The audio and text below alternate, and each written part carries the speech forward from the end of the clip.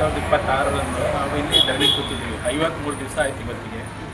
ಇವತ್ತಿನವರೆಗೂ ಆದ್ರೂ ರಸ್ತೆಗೆ ಅಂದರೆ ಅಲ್ಲಿ ಪರಿಶಿಷ್ಟ ಜಾತಿಯರು ಓಡಾಡೋ ರಸ್ತೆ ಮತ್ತು ಸಾರ್ವಜನಿಕರು ಓಡಾಡೋ ರಸ್ತೆಗಾಗಿ ನಾವು ಹೋರಾಟ ಮಾಡಿದ್ದೀವಿ.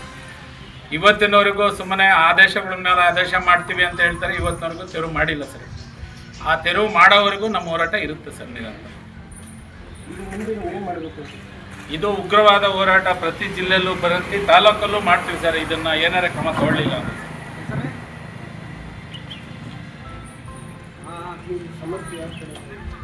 ಇದು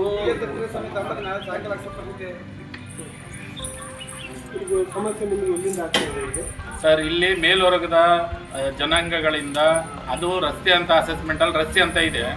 ರಸ್ತೆ ಹೋಗಿ ಈಗ ಎಲ್ಲ ಕಾಂಪೌಂಡ್ಗಳೆಲ್ಲ ಅಕ್ರಮ ಮಾಡ್ಕೊಂಡಿದ್ದಾರೆ. ಆಮೇಲೆ ದಲಿತರ ಮೇಲೆ ದೌರ್ಜನ್ಯ ಸಹ ಆಗಿದೆ. ಅದ್ರ ಬಗ್ಗೆ ಒಳನೂರು ಸ್ಟೇಷನ್ ಕಂಪ್ಲೇಂಟು ಕೊಟ್ಟಿದ್ದೀವಿ.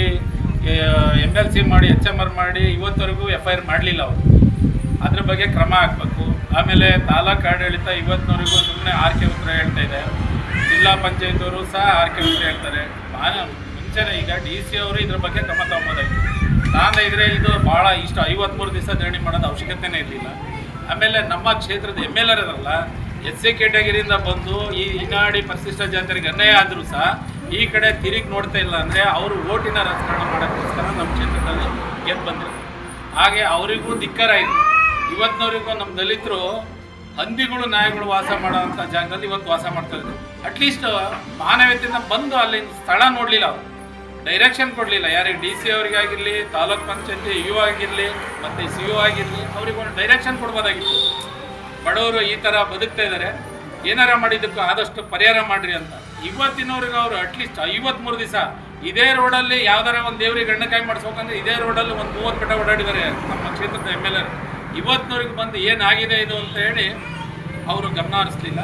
ಅವ್ರಿಗೆ ನಿಜವಾಗ್ಲೂ ಅವ್ರ ಮೇಲೆ, ನಮ್ಮ ಜನರ ಮೇಲೆ ಕಾಳಜಿ ಇಲ್ಲ ಅವರಿಗೆ. ದಯಮಾಡಿ ಇವತ್ತರೇ ಅವರು ಈ ನಿಮ್ಮ ನ್ಯೂಸ್ ಮುಖಾಂತರ ನಾವು ಒತ್ತಾಯ ಮಾಡ್ತೀವಿ. ಇವಾಗರೇ ಇನ್ನೂ ಕಾಲ ಮಿಂಚಿಲ್ಲ, ಬಂದು ಇದೇನಾರು ಮಾಡಿ ಇತ್ಯರ್ಥ ಮಾಡಿರಿ ಅಂತ ಹೇಳಿ ನನ್ನೊಂದು ಮನವಿ. ಹನುಮಂತಪ್ಪ, ಶಿವಮೊಗ್ಗ ಗ್ರಾಮಾಂತರ DSS ಅಧ್ಯಕ್ಷ.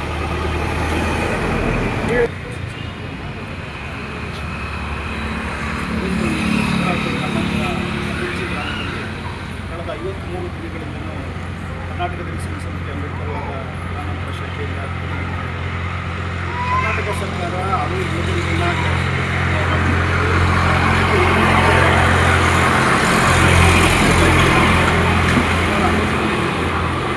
ಇವತ್ತು ಮನೆಗಳಿದ್ದರೂ ಸಹ 3 ಬೀದಿಯಲ್ಲಿ ಏನು ವಾಸ ಮಾಡ್ತಾ ಇದ್ದಾರೆ ಪರಿಶಿಷ್ಟ ಜಾತಿ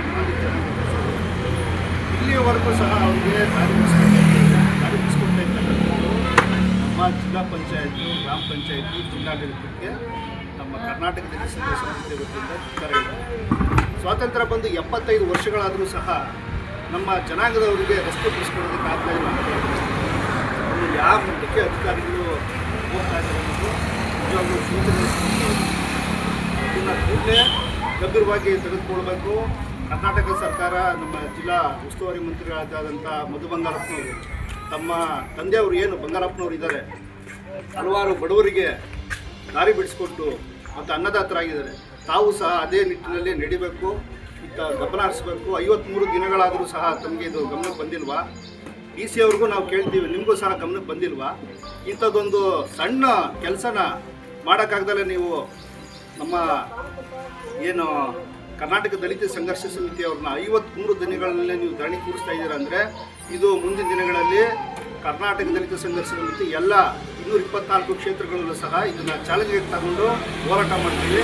ಹಾಗೆ ಈ ಏನು ಗ್ರಾಮಾಂತರ ಕ್ಷೇತ್ರದ ಶಾಸಕರಿಗೂ ಸಹ ನಾವು ಎಚ್ಚರಿಕೆಯನ್ನು ಕೊಡ್ತಾ ಇದ್ದೀವಿ. ಮುಂದಿನ ದಿನಗಳಲ್ಲಿ ಎಲ್ಲ ದಲಿತರು ಸಹ, ಬಡವರು, ಕೂಲಿ ಕಾರ್ಮಿಕರು, ಶ್ರಮಿಕ ವರ್ಗದವರು ಎಲ್ಲರೂ ಸಹ ಸೇರಿಕೊಂಡು ನಿಮಗೆ ತಕ್ಕ ಪಾಠ ಕಲಿಸ್ತೀವಿ. ಇದು ನಿಮಗೆ ಎಚ್ಚರಿಕೆ ಗಂಟೆ ಆಗಿದೆ. ನೀವು ಬರದೇ ಇದ್ರೂ ಸಹ ನಮಗೆ ಕಾನೂನು, ಬಾಬಾ ಸಾಹೇಬ್ ಅಂಬೇಡ್ಕರ್ ಕೊಟ್ಟಿರ್ತಕ್ಕಂಥ ಕಾನೂನು ಗೊತ್ತಿದೆ. ಆ ಕಾನೂನು ಮುಖಾಂತರ ನಮ್ಮ ಜನಗಳಿಗೆ ನ್ಯಾಯ ದೊರಕಿಸ್ಕೊಟ್ಟದ್ದು ಮಾಡೇ ಮಾಡ್ತೀವಿ ಅಂತೇಳಿ ಮುಖಾಂತರ ಹೇಳ್ತೀವಿ. ಎಸ್ ಪುಟ್ಟರಾಜು, ಅಧ್ಯಕ್ಷರು, ಕರ್ನಾಟಕ ದಲಿತ ಸಮಿತಿ. ದಲಿತರಿಗೆ ಶವ ಆದರೆ ಶವ ಒಯ್ಲಿಕ್ಕೂ ಸುತ್ತರೆ ಜಾಗ ಇಲ್ಲ. ಮೊನ್ನೆ ಒಂದು ಶವ ಆಗಕ್ಕಿಲ್ಲ, ಧರಣಿ ಕೂತಾದ್ಮೇಲೆ ಇಲ್ಲಿ ಯಾವ ಅಧಿಕಾರಿಗಳು ಸುತ್ತರೆ ಬಂದಿದ್ದಿಲ್ಲ. ಮೊನ್ನೆ ಶವ ಆದಮೇಲೆ ಮೊನ್ನೆ ಎದುರುಗಡೆ ಒಂದೇ ಒಂದು ಓಣಿ ಇದೆ, ಆ ಓಣಿಯಲ್ಲಿ ಶವ ಒಯ್ಬೇಕು. ಹೆಂಗೆ ಒಯ್ಬೇಕು? ಚಟ್ಕಟ್ಟಾಗಿಲ್ಲ, ಏನೂ ಇಲ್ಲ, ಕೈಯಾಗಿ ಹಿಡ್ಕೊಂಡು ಒಯ್ಬೇಕು. ಅದಕ್ಕೆ ಮೊನ್ನೆ ತಹಸೀಲ್ದಾರರು ಮತ್ತು ಇವು ಇಬ್ಬರು ಬಂದ್ಬಿಟ್ಟು ಆ ಶವ ಹಾಕ್ಲಿಕ್ಕೆ ಆ ಪಕ್ಕದ ಮನೆಯವನಿಗೆ ಹೇಳಿದರು, ಇಲ್ಲ ಸ್ವಲ್ಪ ಜಾಗ ಬಿಡಪ್ಪ ಶವ ಒಯ್ಯೋಕ್ಕೆ ಅಂತೇಳಿ. ಅವಾಗ ಅವರು ಬಿಡಲ್ಲ, ನಾನು ನೀವೆಲ್ಲಿ ಹೆಲಿಕಾಪ್ಟರ್ ತಗೊಂಬಂದು ತಗೊಂಡೋಗ್ರಿ, ನಾವೆಲ್ಲ ಜಾಗ ಬಿಡಲ್ಲ ಅಂತೇಳಿ ಅವ್ರು ಪಟ್ಟಿಟ್ಟು ಕುತ್ಕೊಂಡ್ರು. ಆಮೇಲೆ ಅವರೇ ಬಂದು ಮನವೊಲಿಸಿ ಆ ಶವ ಮಣ್ಣು ಮಾಡಲಿಕ್ಕೆ ಅವಕಾಶ ಮಾಡಿದ್ರು. ನಮ್ಮ ಹೆಸರು ನವೀನ್ ಗೊತ್ತಿಲ್ಲ. ಸರ್ಕಾರವನ್ನು ಮನಸ್ಸು ಮಾಡಿದ್ರೆ 50 ಕೋಟಿಯಿಂದ ಕಾಯ ಅಂತ ಸಕ್ಕರೆ ಇದ್ದಿಲ್ಲ.